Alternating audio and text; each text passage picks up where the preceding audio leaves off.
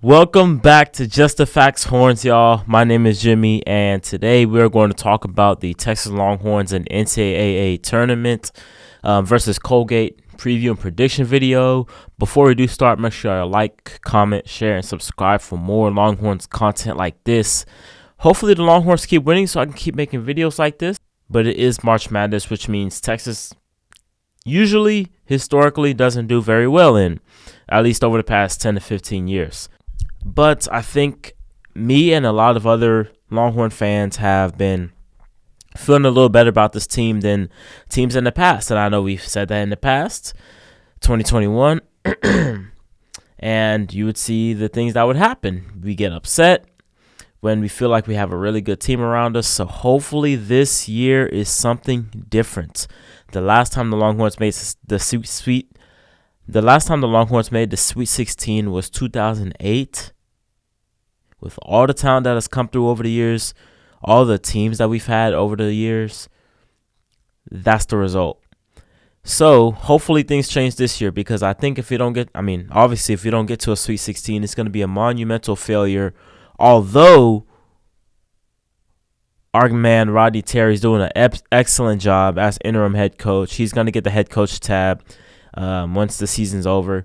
But he's 19-7 as a head coach. He really has galvanized the guys, really has got them to lock back in ever since the Chris Beard incident happened. And I can't thank him enough for it. He has really done wonders with this team defensively and offensively. We're not a lockdown defensive team, but we're a really, really good one that I can trust come big game time. And I do think we have a lot of versatility on that side of the floor too. I think we can kind of go big with either Dessou and Mitchell or Dessou and Bishop, like y'all saw in the Big 12 tournament. I wasn't expecting that, but we saw that, and that was huge. Or we can kind of go to a three-guard lineup, get a little more mobility in there, and have Brock at the 5 or something like that. We've done that as well sometimes. So I think we can be very versatile defensively. We have been very good on that side of the ball, besides the fouling sometimes. But on the offensive side, I think that we have been one of the best teams in the Big 12 when it comes to offense. And we're going to need a lot of that offense because Colgate is a very, very good offense. I'll touch more on them in a minute. But finishing up with the Longhorns here offensively, it's going to be kind of interesting to see if Marcus Carr is going to break out of his slump.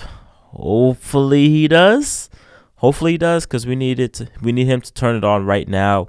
It's crazy. Ever since he turned off his switch, Tyree Turner's switch has been turned on, and it's been a weird dynamic the whole season with those two. But if we can have both of them on, I think we're almost the closest thing to unbeatable at that point.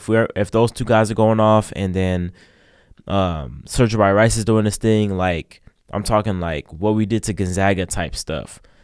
If we're firing all cylinders like that, I think we'll be straight. But there have been instances where the offense gets bogged down a little bit.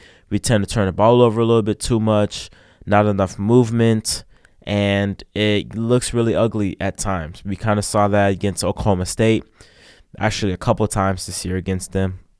We saw it against TCU, and then we'll have stretches in games, even games that we win, we'll have stretches where we can't score, and it's the weirdest thing. And I'll touch on why, and I'll touch on some keys here in the Colgate game here in a second. But touching on Colgate a little bit, they are, of course, we're playing them. Of course, they're the best three-point shooting team in the tournament. They're the best three-point shooting team in all of college basketball.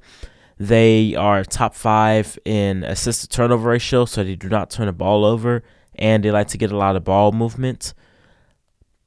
With that being said, I do think Texas does a really good job of scrambling defensively. That's where I think they're really good at. They're really good at scrambling and helping and getting over. We play that no middle defense, so that type of play is essential for us, and I think we're really good at that. So I think that's going to come in handy in this game a lot. We're going to need a closeout on shooters. I think sometimes we have a tendency to kind of not close out as hard as we should on opposing players and opposing teams. So I think we're going to need to really get up in them. I wouldn't even be surprised if we pressed them a little bit just to see if they can handle our physicality and to get them to make plays off the dribble consistently instead of just catching and shooting, because they're one of the best catch and shoot teams in the country.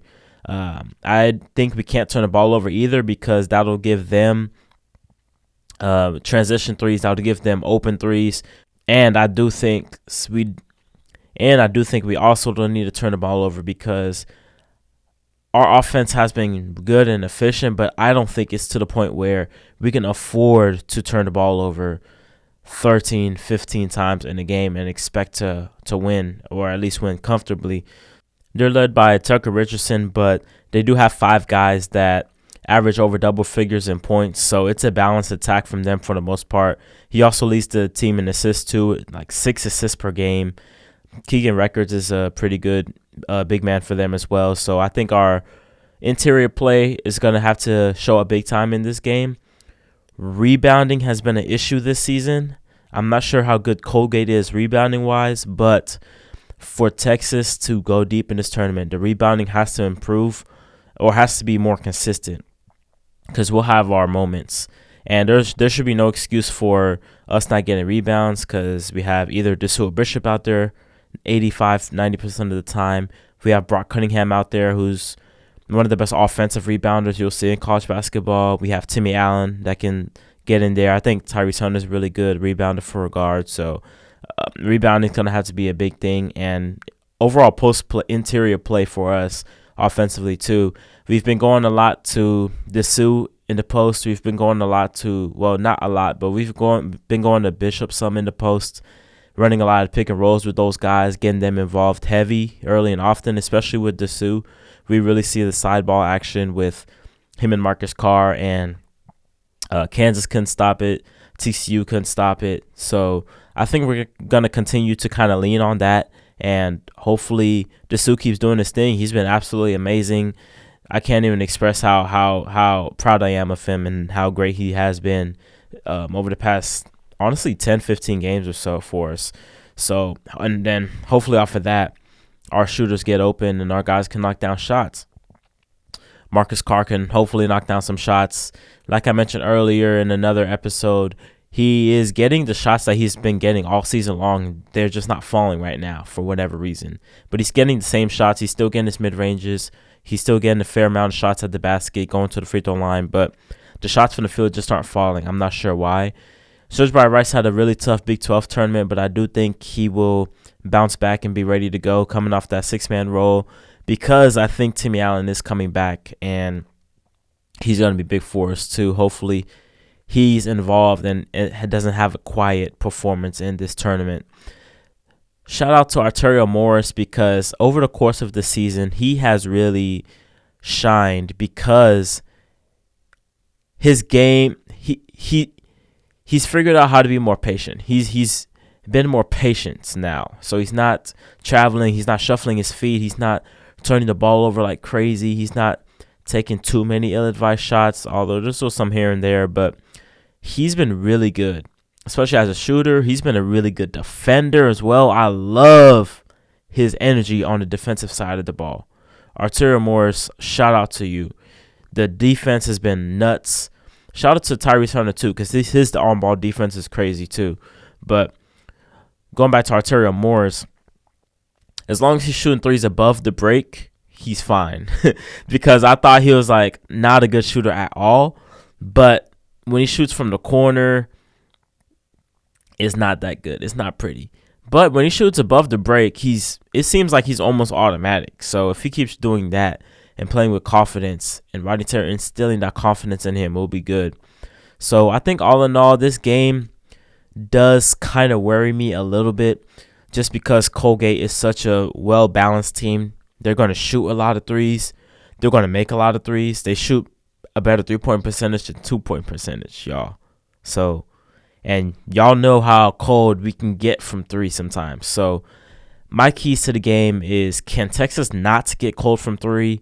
I'm not saying come out here and be like the Warriors, but don't be cold from three. If you're, what was it against Kansas? I don't even know what it was, but if you're shooting 3 of 16 or just this inefficient game from the 3-point line, this team is going to hang in there. Colgate's going to hang in there. That comes from playing with pace, not playing too slow, not letting Colgate to dictate our pace.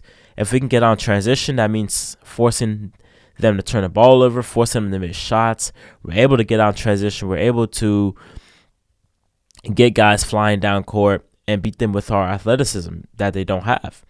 And then we're able to get open three-point shots off of that instead of three-point shots in the half court where everything's so cluttered and sometimes the spacing is really bad and we have to turn them over because they're so efficient offensively.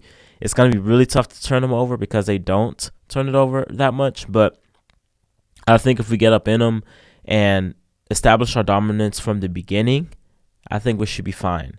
If we come out flat and these guys are just raining threes early on, they're going to start gaining this confidence and it's going to be a tight game and who knows what's going to happen after that. But if we come in, put our foot down and be like, hey, this is how this game's going to go, get up in them on the defensive end, out physical them on the boards.